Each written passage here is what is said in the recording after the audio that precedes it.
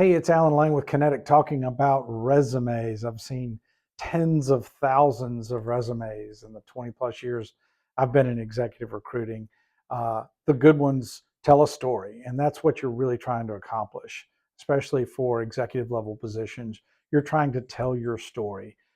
You're putting all of your context out there in terms of location, the names of the firms that you've worked with, what you've specifically done using metrics, how many people have been in your organization, how large was the budget in your organization, how did you progress in that position in terms of various roles, what professional organizations were you involved with, what nonprofit organizations were you involved with, specifically about your education, particularly any degrees or certifications. If you have a CPA, if you have an MBA, if you have a JD, if you have a technical certification like an MCSE or a CCNA, all of those things are relevant not only for the visual side of people putting you in context quickly, but there's a technology component too of certainly larger organizations being able to key off of different things in your resume.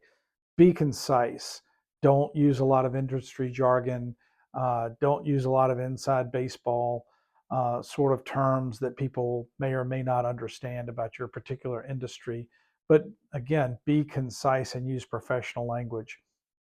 Edit, edit, edit, and spell check, spell check, spell check. Nothing is more disconcerting in an executive resume than having misspelled words or bad formatting. It doesn't have to look beautiful, but it should look professional. And again, you are telling your story. So that's really important.